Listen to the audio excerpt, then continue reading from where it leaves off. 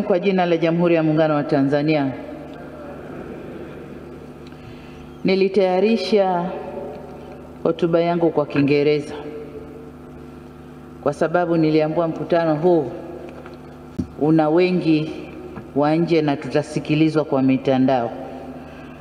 Nitajitahidi kuisema kwa Kiswahili na Kiingereza nitachanganya.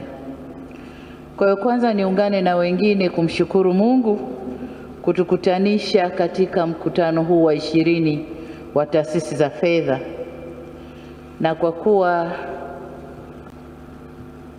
huu ni mkutano wangu wa kwanza kukutana na taasisi za fedha kwenye mkutano wa aina hii nikiwa kwenye kiti cha urais.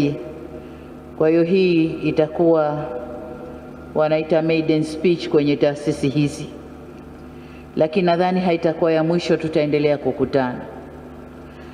Lakini pia niseme nimeridhishwa kujua kwamba ndani ya miaka 60 ya uhuru Benki Kuu ya Tanzania imefanya mikutano 20 ya aina hii ikiwa na kauli mbiu mbalimbali, lakini zote zikilenga kuona vipi sekta ya fedha inaweza kuchangia kwenye ukuaji wa uchumi wa nchi yetu, lakini pia kupambana na changamoto zinazotokea kwa nyakati hizo.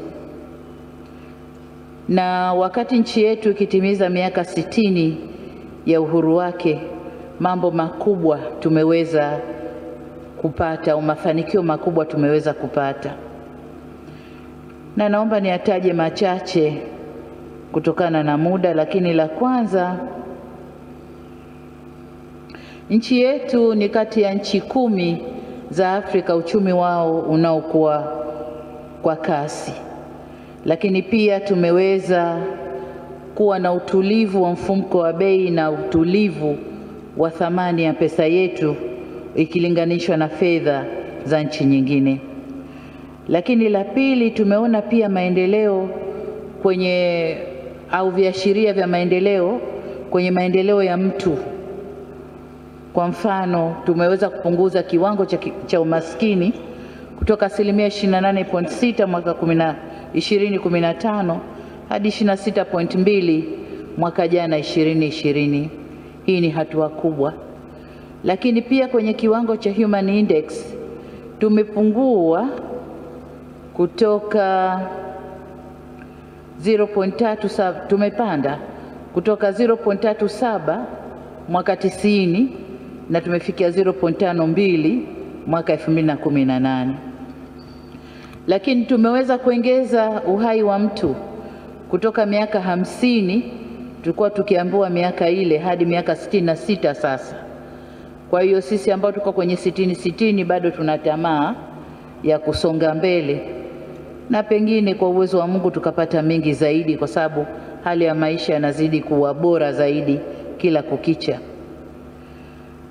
Lakini kubwa zaidi, tumeweza kuingia kwenye uchumi wa kati mwaka jana Julai 2020, na tutaendelea kuhakikisha kwamba sera zetu tunazozitekeleza zinakwenda kukuza zaidi uchumi wetu ili tusirudi kile kiwango ambacho tumefikia.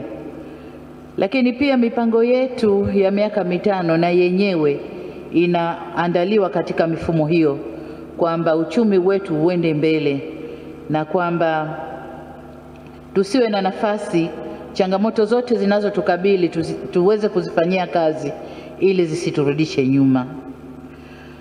Ndugu zangu washiriki wa mkutano huu umekuja wakati ambapo nchi za ulimwengu zinapambana kujitoa kwenye janga lililotupata la COVID-19, na mkutano huu unafanyika wakati ambapo sekta za fedha ulimwenguni kote zinapambana au zinakumbana na kasi ya digitalization. Hiyo haina Kiswahili chake, kasi ya digitalization. Kwa hiyo nimefurahishwa na kuona kwamba mada hizi zitazungumzwa hapa kwenye uchumi huu, kwenye mkutano huu, lakini pia kuona kwamba waliposimamishwa resource persons, nimeona sura ambazo ziko very knowledgeable lakini pia experienced kwenye kazi zao. Kwa hiyo ni imani yangu kwamba tutayajadili haya kwa undani wake na tuone jinsi tutakavyoweza kuyafanyia kazi na kufanya yanayotoka hapa tuyatumie kwenye sera zetu, sheria zetu na mipango yetu, ili tuweze zaidi kukuza uchumi wetu, lakini hasa masuala ya financial inclusion kwa watu wote ndani ya nchi yetu. Ndugu zangu, wote tunajua kwamba janga la ukimwi, janga la COVID-19 ni janga la kiafya, na kwamba athari zake ni kubwa sana, zimetandaa katika kila sekta, na tumeweza kushuhudia athari kubwa za kiuchumi zikitokea duniani. Na kwa hapa kwetu tumejitahidi kupambana na athari hizo, na tumejitahidi kuzuia athari zisitupate kwa wingi na tusiingie kwenye mdororo mkubwa wa kiuchumi. Lakini hata hivyo, kama mnavyojua, uchumi wetu ulishuka mpaka kufikia 4.8 kutoka 6.8 karibu 7 mwaka 2018-19, lakini tulivyoingia 19-20-21 janga likatupata, tukavutwa chini.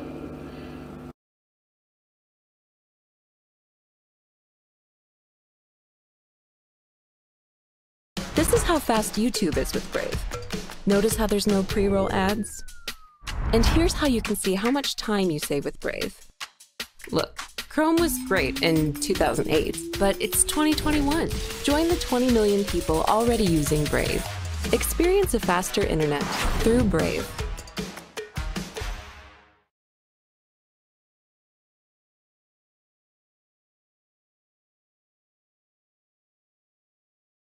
Sasa kuna sekta ambazo kama nilivyosema zimeathirika, lakini sekta ya utalii tuliathirika kwa kiasi kikubwa zaidi.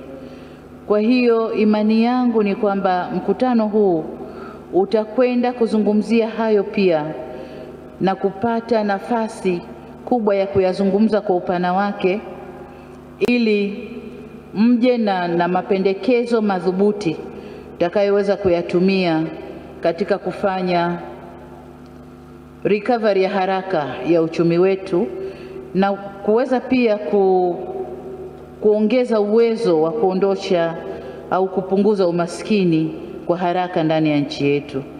Lakini pamoja na hayo, niombe tu kwamba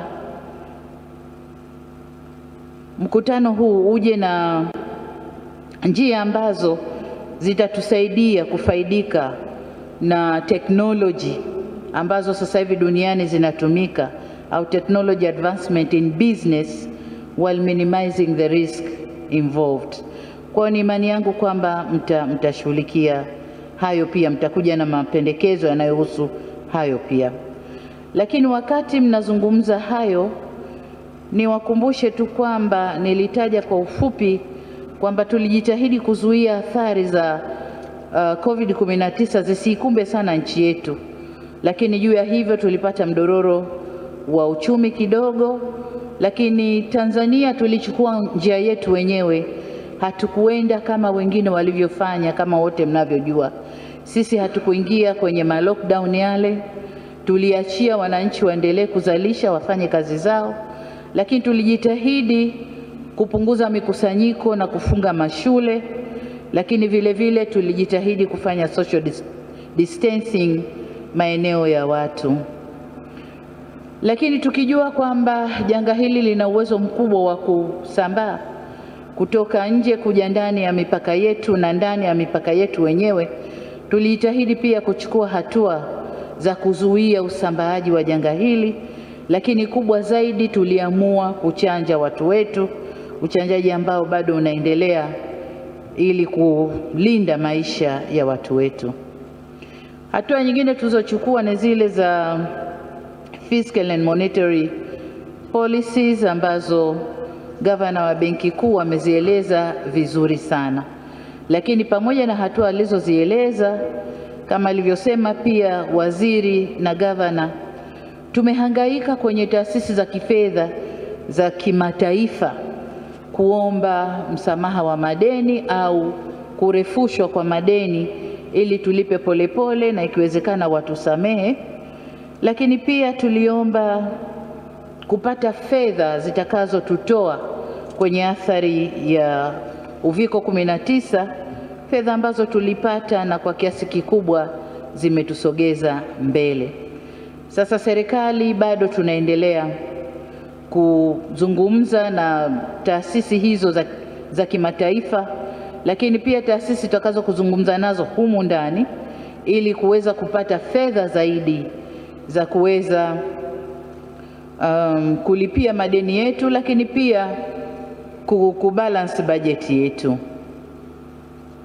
Ndugu zangu washiriki, eneo jingine ambalo mtalizungumza hapa ni wajibu wa digitalization katika kukuza uchumi na maendeleo endelevu, ambapo kwa sisi Tanzania tayari tuna sera au mazingira mazuri tu ya kisheria na ya kiudhibiti ambayo yanaruhusu kuwa na hizo innovations za digital transformation kwa kuhakikisha kwamba nchi yetu haiachwi nyuma katika eneo hilo. Tumepata mafanikio pia katika eneo hili, hasa kwenye sekta ya fedha ambazo transaction nyingi sasa zinafanyika kupitia mifumo hiyo ya kifedha. Lakini pia kwa Tanzania tumeweza pia kuanzisha mifumo kadhaa ndani ya serikali. Tunakumbana na changamoto, tunarekebisha, tunatengeneza, lakini tumefanikiwa kutengeneza mifumo mingi kwa kutumia digitalization. Kwa mfano, tuna mfumo wa GEPG, tuna mfumo wa e-office, tuna mfumo wa GMS, tuna mfumo wa e-vibali, traveling permit system, tuna mfumo wa hospital management information system, tuna mfumo wa TANEPS na data center vile vile. Lakini kwa kuangalia tunakokwenda, kuangalia mbele, serikali pia inamalizia sasa sera na mkakati wa kukuza uchumi kidigitali, lakini pia kuongeza uwezo mkubwa au kuongeza nguvu kwenye mambo ya utafiti na mambo ya ubunifu, research and innovation, lakini pia kuendelea kuwekeza kwenye rasilimali watu. Ni imani yetu kwamba kupitia mfumo wa mpango wa economic growth through digitalization and digital currencies tutaweza kupata uwezo mkubwa wa kuweza nasi kuingia kwenye dunia inavyokwenda kwenye mfumo huu na kuweza kukuza uchumi wetu. Kwa hiyo nategemea pia kwamba mkutano huu na wenyewe utalizungumza hili kwa mapana yake na tuambiwe sasa pros and cons, kipi tuingie, kipi tuache, vipi tuende ili uchumi uende vizuri. Ndugu zangu washiriki wa mkutano huu, nimebaini pia kwamba ukuaji wa private sector na wenyewe kidogo hauko vizuri, na hasa kutokana na kwamba mikopo haiendi sana kwa private sector kama alivyosema gavana hapa. Lakini mwaka huu mwezi wa Juni, wakati nilikuwa nafungua jengo la tawi la Benki Kuu pale Mwanza, niligusia swala la interest rate na kuwataka Benki Kuu wapunguze riba ili sekta binafsi ziweze sasa kukopa na kuweza kufanya shughuli za maendeleo. Lakini leo nafurahishwa na kauli niliyoisikia hapa kwamba Benki Kuu tayari walishafanya hiyo kazi na wameonesha njia, na kwa maana hiyo tumemsikia mwenyekiti wa mabenki Tanzania kwamba na mabenki nayo tayari yameshaingia kwenye huo mfumo, na karibuni hivi tutasikia mkitangaza jinsi mnavyoshusha riba ili private sector iweze kukopa na wote tuendelee na maendeleo ya nchi yetu.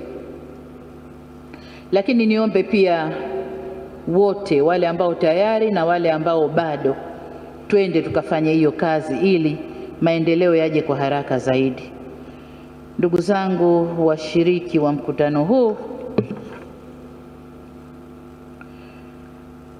I've been curious about the performance of the government securities market. The summary of auction results reveals that substantial and increasing oversubscription in risk-free governmental security. There is a substantial increase ya subscription kwenye risk-free government securities, and I'm duly informed that the major players are financial institutions. Indeed, there's nothing wrong with the financial institutions participating in financing of the government budget, but the oversubscription is a signal that financial institutions do have significant liquidity, and Governor said it here earlier. This liquidity can also be directed to lend to the private sector.